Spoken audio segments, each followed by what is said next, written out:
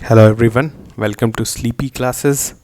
आज हम लोग देखेंगे नंबर सिस्टम में लेक्चर 14। अभी तक हमने देख लिया था ऑलमोस्ट सारा कंसेप्ट हमने देख लिया है। डिविजिबिलिटी, रिमाइंडर का पिछले क्लास में हमने देखा, एलसीएम का। एलसीएम में भी हमने देखा, एलसीएम से स्पेसिफिक जो क्वेश्चंस आते हैं, क्योंकि एलसीएम का कंसेप्ट हमने पहले भी देखा था, पर पिछले लेक्चर में हमने देखा कि एलसीएम से जो क्वेश्चंस आता है उसको हम लोग कैसे सॉल्व करेंगे। ठीक है, इस वाले लेक्चर में हम लोग स्टार्टिंग में देखेंगे एचसीएफ का कंसेप्ट, हाईएस्ट कॉमन फैक्टर का, और उसके बाद हम लोग जो है एचसीएफ और एलसीएम से रिलेटेड जो मिक्स्ड क्वेश्चंस आते हैं उनको देखेंगे। ठीक है, तो आप जो है अगर एलसीएम का कंसेप्ट आपने नहीं किया है तो प्रीवियस लेक्चर को देख लें आप, तो ज़्यादा अच्छा होगा।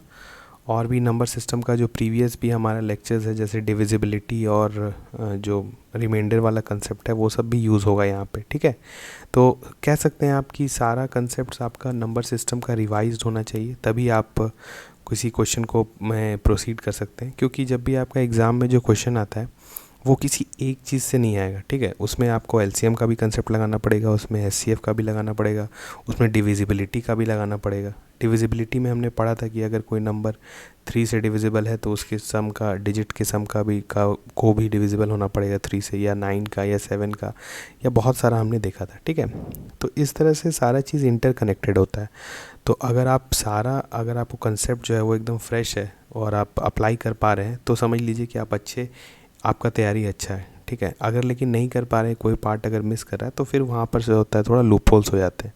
तो इसीलिए 2-3 बार अगर आप जैसे नंबर सिस्टम को रिवाइज़ कर लेते हैं, ठीक है, तो फिर आपके लिए कभी भी दिक्कत नहीं होगा, क्योंकि आपको कंसेप्ट पता है, सिर्फ प्रैक्टिस आपको चाहिए। ठीक है, तो आज हम लोग स्टार्ट करते हैं। देखिए, हाईएस्ट, अभी हमने पिछले लेक्चर में पढ़ा लोएस्ट कॉमन मल्टीपल। ठीक है, तो वहाँ पर हमने देखा था मल्टीपल्स की बात हुई थी। अब यहाँ पर हम लोग बात कर रहे हैं फैक्टर्स की। ठीक है, फैक्टर्स हमने पढ़ा था कि हम लोग किसी भी नंबर का फैक्टर्स कैसे निकालते हैं। सबसे पहले तो हम लोग उसको प्राइम फैक्टराइजेशन कर सकते हैं, उसके बाद हम जो उसका कॉम्बिनेशंस ले सकते हैं, प्राइम नंबर्स का डिफरेंट कॉम्बिनेशन होता था, और उसके बाद हमने उसका फैक्टर्स निकाल सकते थे। एक लेक्चर में हमने ये भी देखा था कि हम लोग टोटल नंबर ऑफ़ फैक्टर्स कैसे निकाल सकते हैं, total number of prime factors कैसे निकाल सकते हैं, total number of even factors कैसे निकाल सकते हैं, ऑड फैक्टर्स कैसे निकाल सकते हैं। तो जिन्होंने भी वो नहीं देखा है, वो हमारा लेक्चर शायद 9 या 10 है, 10 है शायद, आप उसको जाके देख सकते हैं। वो फैक्टर पे बेस्ड है, वो भी बहुत अच्छा लेक्चर है, उसको भी अच्छे से देखिए अगर फैक्टर में आपको कोई प्रॉब्लम है। ठीक है, तो सबसे पहले हम लोग यहाँ पर एकदम बेसिक से स्टार्ट करते हैं, जैसे हाईएस्ट कॉमन फैक्टर। ठीक है, देखिए यहाँ पर बात आ गई फिर कॉमन वाली। ठीक है, और बात आ गई फैक्टर की। यहाँ पे मल्टीपल नहीं, फैक्टर। फैक्टर मतलब कि जो किसी नंबर को डिवाइड करता है। ठीक है, जैसे 4 का फैक्टर 2 हुआ, 4 का फैक्टर 4 हुआ, ठीक है, 4 का फैक्टर 1 हुआ। तो ये सब नंबर जो हैं 1, 2, 4, दे आर ऑल डिवाइडिंग 4। तो ये जो हो गए सारे फैक्टर्स हो गए 4 के। ठीक है, तो जैसे ही हम लोग यहाँ पे 42 दिया हुआ है, ठीक है, तो बताइए 42 का फैक्टर्स क्या होगा। लोएस्ट से स्टार्ट करिए। 2, 3 होगा, 6 होगा, बिल्कुल होगा। अच्छा, 3 के पहले 4 होगा क्या? 4 देखिए 42 को डिवाइड करता है, नहीं करता है, तो उसके बाद क्या होगा? 6 होगा। ठीक है, 6 होगा। उसके बाद बताइए क्या होगा? 6 के बाद हमारा नेक्स्ट 7 भी होगा, क्योंकि 7 6 42 होता है। 8 होगा क्या? नहीं होगा। 9 होगा क्या? नहीं होगा। उसके बाद क्या होगा? 12 होगा? नहीं होगा। 13 होगा? नहीं होगा। 14 होगा आपका। ठीक है, तो 14 आपका नेक्स्ट हो गया। उसके बाद देखिए क्या हो सकता है। 14 के बाद 15, 16, 17, 18 भी नहीं होगा आपका, और आपका आएगा नेक्स्ट 21। ठीक है, 21 होगा, और उसके बाद आएगा 42।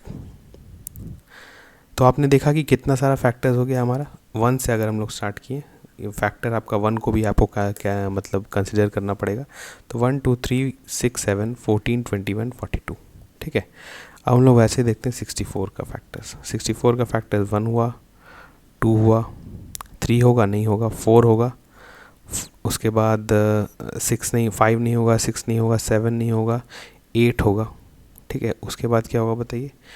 9 नहीं होगा, 10 नहीं होगा, 11 नहीं होगा, 12 भी नहीं होगा। ठीक है, क्या होगा फिर? 13 नहीं होगा, 14 नहीं होगा, 15 नहीं होगा, 16 होगा आपका।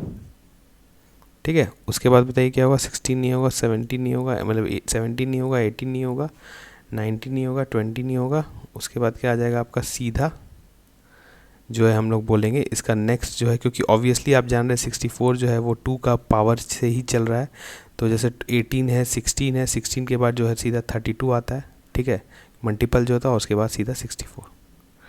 तो आप यहाँ पर अब ध्यान दीजिए कि अगर हम लोग को निकालने आएगा कि 14 और 64 का हाईएस्ट कॉमन फैक्टर क्या है, तो बताइए क्या होगा। यहाँ पर आपको क्या दिख रहा है हाईएस्ट कॉमन फैक्टर, यहाँ पर सिर्फ और सिर्फ जो हाईएस्ट कॉमन फैक्टर हो गया वो हो गया 2। देखिए कितना अजीबोगरीब चीज़ है, यहाँ पर 2 जो है वो एक तो सबसे छोटा दिख रहा है यहाँ पर, ठीक है, लेकिन फिर भी वो हाईएस्ट है। वो हाईएस्ट इसलिए है क्योंकि वो कॉमन है, ठीक है। यहाँ पर और कोई भी कॉमन फैक्टर जो है 42 और 64 का नहीं है। सबसे लोएस्ट जो है 2 वही एक पॉसिबल फैक्टर है। आप कह सकते हैं एक ही फैक्टर है जो कि कॉमन है, तो हम लोग कहेंगे यहाँ पर कि 2 हमारा कॉमन फैक्टर हो गया, ठीक है। तो ये तो बात समझने की थी कि फैक्टर्स क्या होता है, उनका कॉमन कैसे निकाल सकते हैं यह, पर एग्ज़ाम में तो हम लोग ऐसे निकालते नहीं है, ये तो कंसेप्ट था, ठीक है। तो हम लोग सबसे पहले देखते हैं कि एचसीएफ हम लोग कैलकुलेट कैसे करते हैं।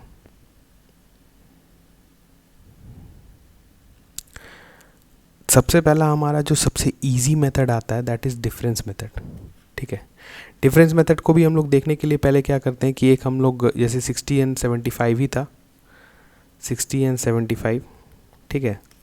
तो इसको हम लोग एक प्राइम फैक्टराइजेशन से भी देख लेते हैं। जिनको अगर प्राइम फैक्टराइजेशन नहीं आता है उन लोग भी इस मेथड को देख लीजिए, क्योंकि ये पुराने हम लोग ने पहले भी किया था, पर हम लोग एलसीएम के केस में किए थे, तो यहाँ पर फैक्टर्स के केस में कर लेते हैं।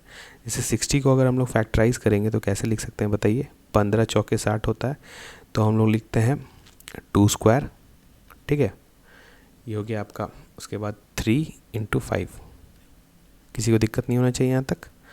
फिर आप लोग देखते हैं फिर 75 का, 75 को कैसे लिख सकते हैं 3 × 5 स्क्वायर, किसी को दिक्कत नहीं होना चाहिए यहाँ तक। अब देखिए हाईएस्ट कॉमन फैक्टर का मतलब क्या होता है कि वो नंबर जो कि इसको भी डिवाइड करे और इसको भी डिवाइड करे, ठीक है। अब देखिए इसमें से क्या है, 2 अगर हम लेते हैं सिर्फ 2, तो वो सिर्फ इसको डिवाइड करेगा, इसको नहीं करेगा। 60 को करेगा, 75 को नहीं करेगा। अगर हम 2 स्क्वायर भी लेते हैं तो भी वो नहीं कर पाएगा। 3 का अगर हम लेते हैं सिर्फ 3, ठीक है, 3 लेते हैं तो 3 जो है वो दोनों को डिवाइड करेगा, ठीक है, लेकिन 3 जो है वो कॉमन तो है लेकिन वो लोएस्ट है, ठीक है। दूसरा एक पॉसिबिलिटी क्या हो सकता है 3 × 5, देख रहे हैं दोनों में है 3 × 5, तो 3 × 5 दोनों में मतलब कितना हुआ 15, तो 15 जो है इसका हाईएस्ट कॉमन फैक्टर हो जाएगा।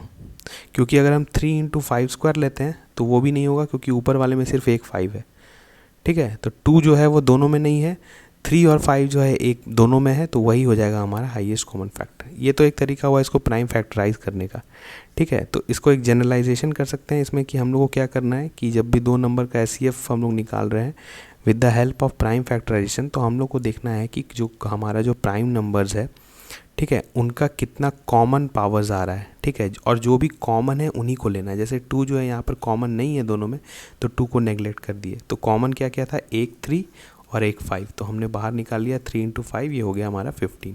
इस तरह से आप मल्टीपल नंबर्स का जो है वो एचसीएफ निकाल सकते हैं प्राइम फैक्टराइजेशन से। तो ये बिल्कुल बेसिक था, पर हमारा एग्ज़ाम में आप जानते हैं कि हम लोग बेसिक से नहीं बनाते हैं, हम लोग बनाते हैं एक तरीका होता है। जैसे हमने एलसीएम में देखा था प्रैक्टिकल मेथड, ठीक है, जैसे हम लोग सोच लेते हैं कि उसको को प्राइम में किसी भी नंबर को तोड़ के फिर हम लोग देखते हैं कि जैसे 18, जैसे हमने पिछले क्लास में निकाला था 16, 18 और 24 का, तो उसी तरह से हम लोग को प्रैक्टिकली निकालना पड़ेगा एचसीएफ। अब एचसीएफ हम लोग कैसे निकाल सकते हैं, पहला मेथड है हमारा डिफरेंस मेथड, ठीक है। देखिए डिफरेंस मेथड एक कोई मतलब मेथड नहीं है, एक तरीका है निकालने का। जैसे कह सकते हैं आप 60 और 75 का अगर हमको दिया हुआ है तो अभी हम प्राइम फैक्टराइज किए, तो एक कंसेप्ट आप ये जानिए कि जब भी आपको दो नंबर का एचसीएफ निकालना है, तो एचसीएफ जो भी आएगा दोनों नंबर का, वो कभी भी दोनों नंबर के डिफरेंस से ज़्यादा नहीं होगा। ऑब्वियसली ज़्यादा नहीं होगा क्योंकि फिर वो एक नेक्स्ट मल्टीपल हो जाएगा। जैसे अगर 60 और 75 का डिफरेंस कितना है 15, ठीक है, तो इनके बीच का जो एचसीएफ होगा वो कभी भी 15 से ज़्यादा नहीं होगा। 15 हो सकता है, ठीक है, 15 बिल्कुल हो सकता है, 10 हो सकता है, 5 हो सकता है, 3 हो सकता है, पर 15 से ज़्यादा 20 नहीं हो जाएगा, ठीक है। तो अब हम जो है यहाँ पर देखिए, अब यहाँ पर हुआ क्या कि आपका 60 और 75 का जो डिफरेंस आया 15, ठीक है। और 15 ही आप देखिए कि इनका HCF भी है, अभी हमने निकाला था। तो हम यहाँ कह सकते हैं कि आपका HCF जो है वो कभी कभी जो है आपका डिफरेंस के बराबर आ जाएगा, मतलब जो डिफरेंस आ रहा है वही आपका HCF हो जाएगा, ठीक है। लेकिन ये सब केस में नहीं होगा, ये किस किस केस में होगा जैसे अभी देखते हैं, ठीक है। देखिए जैसे यहाँ पर था 60 और 75, तो यहाँ पर आप एक बात ध्यान दीजिए कि अगर इनका HCF 15 है तो 60 को हम लोग कैसे लिख सकते हैं, 15 इंटू 4, ठीक है। और 75 को कैसे लिख सकते हैं, 15 इंटू 5। अब देखिए ये 4 है, ये 5 है, और ये जो है HCF है, तो ये एक्चुअली एक फॉर्मेट में आ गया H इंटू एक्स और H इंटू वाई, ठीक है। मतलब आप किसी भी दो नंबर का जिसका हमको HCF पता है, तो उस नंबर को हम ऐसे लिख सकते हैं H into x and H into y, where H is HCF and X and Y are coprime, ठीक है, आर को प्राइम पेयर। देखिए यहाँ पे 4 था, यहाँ 5 था, ये आपस में को प्राइम है। तो हम लोग हमेशा कह सकते हैं कि हम लोग इस तरह से नंबर को लिख सकते हैं हमेशा, एक नंबर को अगर हमको उसका HCF पता है तो, ठीक है। अब एक चीज़ आपको यहाँ पर एक चीज़ ध्यान देना है, यहाँ पे आपको ध्यान क्या देना है, देखिए अभी हमने क्या बोला, कोई भी एक नंबर A है और एक B है, तो हम लोग इसको लिख सकते हैं H into x and H into y, ठीक है। देखिए इसका क्या है, इसका जनरलाइजेशन क्या है, अभी हम लोग आगे क्वेश्चंस भी नहीं देखेंगे। अगर डिफरेंस x और y के बीच में जो ये दो पेयर था x और y जो कोप्राइम थे, जैसे वहाँ पे यहाँ पे 60, जैसे 60 और 75 में 4 और 5 थे, तो और x और y के बीच का अगर डिफरेंस x माइनस वाई या y माइनस एक्स 1 है, तो इन दोनों नंबर का a और b का जो HCF है वो h होगा। h होगा मतलब जो HCF h है वो इनका डिफरेंस हो जाएगा। हमने निकाला था जैसे 60 और 75 के केस में, वहाँ पे क्या आया कि हमारा आ गया डिफरेंस जो है वही हमारा HCF हो गया। तो हमारा डिफरेंस ही जो है वो HCF क्यों हो गया, क्योंकि जो कोप्राइम नंबर्स थे, जो उनका जो मतलब एक 4 था एक 5 था, उसके बीच का डिफरेंस 1 था, ठीक है। लेकिन अगर आपका x माइनस वाई जो है वो ग्रेटर देन 1 होगा, ठीक है, तो उस केस में ध्यान दीजिए, उस केस में जो है आपका HCF जो है वो नंबर का डिफरेंस नहीं होगा, लेकिन नंबर का जो डिफरेंस है उसी का एक फैक्टर होगा, ठीक है, फैक्टर ऑफ डिफरेंस। ये देखिए ये थोड़ा डिटेल में चीज़ है, ये थोड़ा थ्योरेटिकल चीज़ है, लेकिन अब जब हम लोग एप्लीकेशन करेंगे तो आपको खुद ब खुद समझ में आ जाएगा।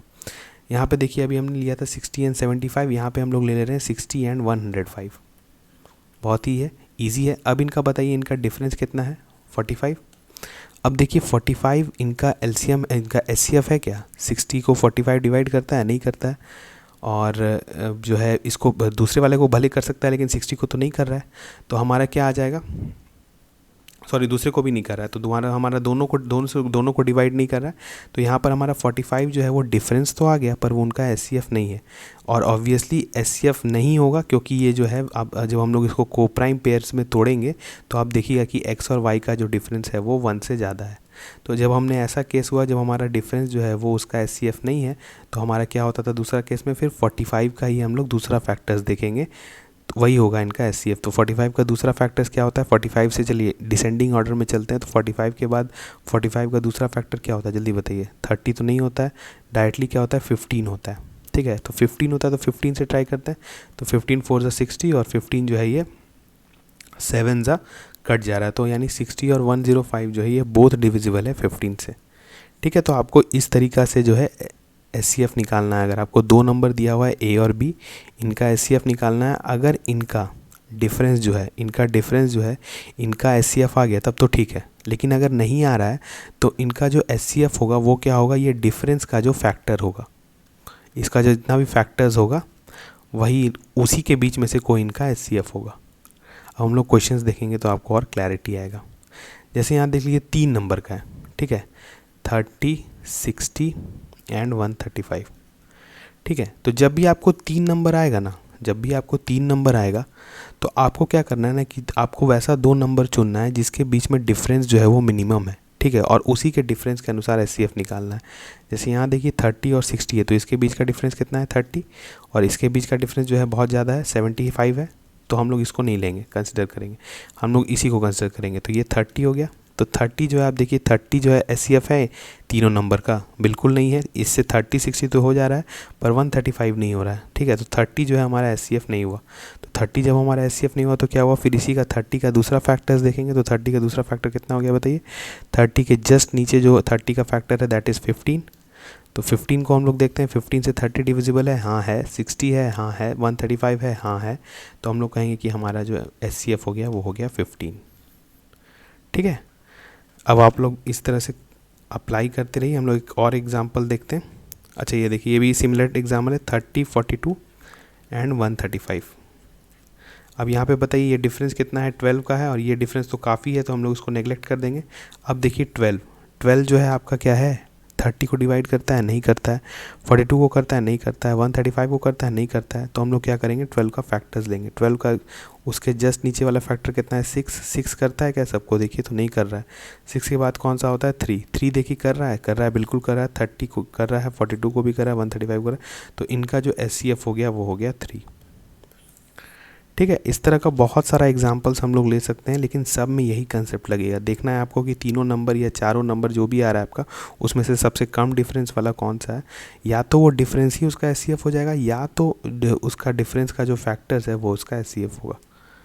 ठीक है, अब देखिए यहाँ पे एक जो है हमारा एक कह सकते हैं थ्योरम है या एक कंसेप्ट है। ठीक है, देखिए यहाँ पर क्या है, the largest number that leaves same remainder r in each case when it divides x, y and z, then the number is HCF of x minus r, y minus r and z minus r। चलिए यहाँ ये तो statement हो गया, हम लोग समझते हैं। देखिए x, y and z 3 number है। ठीक है, इसको एक नंबर डिवाइड कर रहा है, मान लीजिए d जो है इनको डिवाइड कर रहा है, और तीनों केस में डिवाइड करने पर रिमाइंडर जो है वो r आ रहा है। मतलब समझ रहे हैं, मतलब x को अगर d डिवाइड कर रहा है तो रिमाइंडर r बच रहा है, y को कर रहा है तो भी r बच रहा है, z को कर रहा है तो भी r बच रहा है। तो हम लोग को अगर d निकालना होगा, ठीक है, और d जो है वो मतलब लार्जेस्ट नंबर है, पॉसिबल नंबर जो लार्जेस्ट हो सकता है, और भी कोई दूसरा नंबर डिवाइड करके रिमाइंडर r ला सकता है, लेकिन लार्जेस्ट नंबर है d। ठीक है, और हम लोग को लार्जेस्ट नंबर ही d निकालना है। तो हम लोग को क्या होगा कि यहाँ पर हम लोग को अगर ऐसा कभी टाइप ऑफ क्वेश्चन आएगा तो उसमें हम लोग को क्या करना है कि x minus r, y minus r and z minus r को का जो एचसीएफ आएगा वही जो होगा वो d होगा। ठीक है, और ऑब्वियसली होगा क्योंकि आप देख रहे हैं कि x को डिवाइड करने पर रिमाइंडर बच जा रहा है r। तो हम लोग क्या करते थे, रिमाइंडर को अगर हम लोग माइनस कर देंगे उस नंबर में तो वो जो डिविजिबल बन जाएगा, d से डिविजिबल बन जाएगा, तो वही हुआ, d से डिविजिबल बन गया x minus r, y minus r भी d से डिविजिबल हो गया, z माइनस आर भी d से डिविजिबल हो गया। अब इनसे डिविजिबल भी है और d जो है वो हाईएस्ट नंबर भी है, तो d जो है इनका क्या बन गया, एचसीएफ बन गया। ठीक है, तो हम लोग को अगर कभी यहाँ पे ऐसा क्वेश्चन आए जहाँ पर आपको निकालना रहे तो बेसिकली आपको क्या निकालना है, x minus r, y minus r, z minus r का एचसीएफ। ठीक है, जब हम लोग क्वेश्चन देखेंगे तो आपको क्लैरिटी आएगा। देखिए क्वेश्चन है, find the largest number that divides 349, 556, 763 and leaves remainder 4। ठीक है, तो यहाँ पे देखिए क्या है, नंबर आपका है 349, 556, 763। ठीक है, तो इस तरह के क्वेश्चन में क्या करना था हम लोग को, पहले रिमाइंडर 4 आ रहा है तो क्या करेंगे, 4 को माइनस कर देंगे सबसे। तो देखिए क्या बचा आपका, 345, 552 और आगे आपका 759। बस आपको क्या करना है कि इस तीनों नंबर का एचसीएफ निकालना है, वही जो हमारा नंबर होगा। तो बताइए, अब देखिए इन लोग के बीच का डिफरेंस कितना है, जल्दी से बताइए। 702, 207 इनका डिफरेंस है, इनके बीच में कितना है, 702। अच्छा, दोनों के बीच का सेम डिफरेंस है। तो अब देखिए 207 इनका एचसीएफ है, बिल्कुल नहीं है। देखिए कोई भी डिविजिबल नहीं हो रहा है, तो आपको क्या करना है, 207 का फैक्टर्स लेना है। ठीक है, अब देखिए 207 का अगर आपको फैक्टर नहीं ध्यान में आ रहा है तो आप सीधे ऑप्शन में चले जाइए। ऑप्शन में देखिए 64 कभी भी 207 का फैक्टर हो सकता है, नहीं हो सकता है क्योंकि 7 कभी नहीं आता है। 8 ये हो सकता है, नहीं हो सकता है। 81 में भी हो सकता है, लेकिन आप मल्टीप्लाई करके देखिए, 2 अगर करते हैं या 3 करते हैं तो नहीं आ रहा है। तो आपका बचा 69, मतलब 69 को अगर हम लोग करते हैं 3 तो आता है आपका 207। तो यानी 69 जो है आपका यहाँ पर हो गया, मतलब 207 का एक फैक्टर जो है वो 69 होगा और 69 जो है आपका एचसीएफ हो जाएगा। ठीक है, देखिए कितना सिंपल था, आपको बस ऐसे ही करना है हर क्वेश्चन में। अब लोग आगे बढ़ते हैं। देखिए अब यहाँ पे एक दूसरा क्वेश्चन है, आपको क्वेश्चन जो एग्ज़ाम्स में आएंगे ना इसी तरह का आएगा। ठीक है, एचसीएफ और एलसीएम का दोनों का कंसेप्ट मिला हुआ आएगा। ठीक है, तो यहाँ पर हम लोग क्वेश्चन देखते हैं, उससे आप समझ जाइएगा। देखिए, the HCF and LCM of two numbers are 21 and 84 respectively. ठीक है, एक नंबर, दो नंबर है आपका A और B, इसका HCF जो है वो है 21 और इनका LCM जो है वो है 84। ठीक है, देखिए जब किसी दो नंबर का HCF आपको पता है 21, तो उस नंबर को हम लोग लिख सकते हैं कि 21x होगा A और B जो होगा वो 21y होगा, क्योंकि हमेशा ऐसे ही हम लोग किसी दो नंबर का HCF अगर हमको पता है तो हम लोग लिख सकते थे। देखे थे हम लोग HX और HY लिखे, तो ये हो गया हमारा यहाँ। हम लोग को क्या दिया हुआ है कि if the ratio of the two number is 1:4, तो अगर अभी दोनों का हम रेशियो ले रहे हैं मतलब 21 into x divided by 21 into y, तो ये 21 तो कट गया, तो एक्चुअली जो ये रेशियो दिया हुआ है ये x:y, इसका x:y का दिया हुआ है, तो ये हो गया 1:4। ठीक है, तो जब ये x 1 हो गया तो y कितना हो जाएगा 4, तो हमारा दो नंबर क्या हो गया, पहला हो गया 21 और दूसरा हो गया 84। तो आपको क्या निकालना है, the larger of the two number is, option हो गया आपका C। ये आप ऐसे देख कर भी बता सकते थे, इतना कैलकुलेशन करने का ज़रूरत नहीं था, क्योंकि आपको यहीं से पता चला था कि HCF अगर 21 है और LCM जो है वो 84 है, तो जब ऑब्वियसली 21 का मल्टीपल ही होगा कुछ, और मल्टीपल जो होगा वो हो जाएगा 4 से। ठीक है, अब हम लोग बढ़ते हैं आगे। यहाँ पे देखिए क्या है, LCM of two number is 12 times there HCF। यहाँ पे भी दो नंबर है A और B, इनका जो LCM है L मानते हैं, that is 12 times of HCF H। ठीक है, the sum of the HCF and LCM। अच्छा, एक और चीज़ आपको दे दिया है कि सम भी दे दिया है, तो मतलब L प्लस H जो है आपका वो है 403। तो आप L की जगह 12H पुट कर दे तो आपका आ जाएगा 13H इज इक्वल टू 403।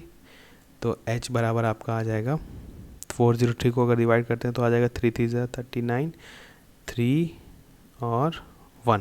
ठीक है, तो आपका H आ गया 31। तो आपका एक्चुअली क्या हो गया, HCF इज़ 31। जैसे ही आपको HCF 31 पता चला, उसके बाद तो कुछ बचा ही नहीं है इस क्वेश्चन में। If one of the number is 93, मतलब ये एक नंबर 93 है, तो मतलब जैसे A को अगर हम मानते हैं 93 है, तो A को हम लोग लिखेंगे क्या, 31 इंटू 3 हो जाएगा। और दूसरा वाला जो हो जाएगा ऑब्वियसली क्या होगा बताइए, क्योंकि यहाँ पर इनका जो HCF था, जो LCM था, दैट वाज 12 टाइम्स HCF। तो HCF जैसे अगर हम लोग जैसे LCM लिख रहे हैं तो ये आ रहा है 12 टाइम्स इंटू HCF। HCF आपका 31 है। ठीक है, HCF आपका 31 है, तो ऑब्वियसली उसमें 3 इंटू 4 है, तो अगला जो आपका नंबर होगा वो उसमें 4 होना ज़रूरी है, तो यहाँ पर हो जाएगा आपका 31 इंटू 4। तो आपका दूसरा नंबर जो हो गया वो क्या हो गया, 31 को अगर करते हैं तो 4 3 124। तो हमारा सही ऑप्शन हो गया 124। अगर आपको इतना भी नहीं करना है तो आप सिंपल, अगर आपको HCF पता चल गया है तो HCF पता चल गया, तो आप देखिए कि 31 से कौन कौन सा डिविजिबल है। यहाँ पे नंबर 116 नहीं है, 112 नहीं है, 120 नहीं है, सिर्फ 124 है। तो आप सीधा ऑप्शन भी देखकर एलिमिनेट कर सकते हैं। ठीक है, तो इस तरह से आप स्मार्ट बनिए, ऑप्शंस देखिए और अपना टाइम सेव करिए। अब बढ़ते हैं आगे। यहाँ पे देखिए, the number of pairs of positive integers whose sum is 99 and HCF is 9। ठीक है, तो यहाँ पर देखते हैं, दो है यहाँ पर पेयर ऑफ इंटीजर्स बोल रहा है और उनका HCF जो है वो 9 दे दिया है, H जो है वो 9 दे दिया है। तो बताइए दोनों नंबर को कैसे लिख सकते हैं, 9x और 9y। कोई भी दिक्कत नहीं होना चाहिए यहाँ तक किसी को भी। तो जब इनका है कि इनका सम जो है वो 99 है, means 9x plus 9y gives 99। तो 9 जो हो गया x plus y is equal to 99, तो x प्लस वाई आपका क्या आ गया 11।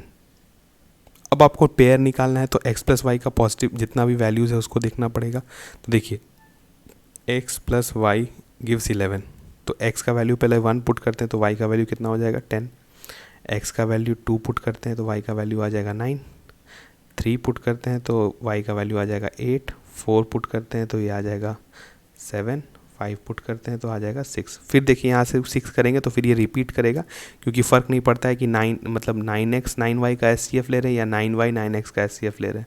ठीक है, तो यही मेरा पॉसिबल पेयर्स हो गया। अब आपको ध्यान एक चीज़ और क्या करना है, यहाँ पर आपको देखना है कि x और y जो है वो कोप्राइम भी होना चाहिए आपस में। यही अभी तक हमने पढ़ा था कि जो इस तरह से अगर हम नंबर लिख रहे हैं दो नंबर का, अगर हमको HCF पता है तो 9x और 9y लिख सकते हैं, लेकिन x और y जो होना चाहिए वो कोप्राइम होना चाहिए। तो यहाँ पर आप देखिए कि x और y कौन कौन से कोप्राइम है, ये बिल्कुल जो है आपका कोप्राइम है। दूसरा आपका बताइए कौन सा है, दूसरा आपका 2 और 9 है, तीसरा भी आपका कोप्राइम है, चौथा भी है और पाँचवा भी है। तो हम लोग कह सकते हैं कि हमारा सब जो है यहाँ पर कोप्राइम है आपस में, तो हम लोग कह सकते हैं कि हमारा जो नंबर हो गया वो हो गया 5। ठीक है, तो इस 5 पेयर्स है क्योंकि 1 2 3 4 5 पेयर्स है आपका पॉसिबल। ठीक है, अब हम लोग देखते हैं नेक्स्ट क्वेश्चन।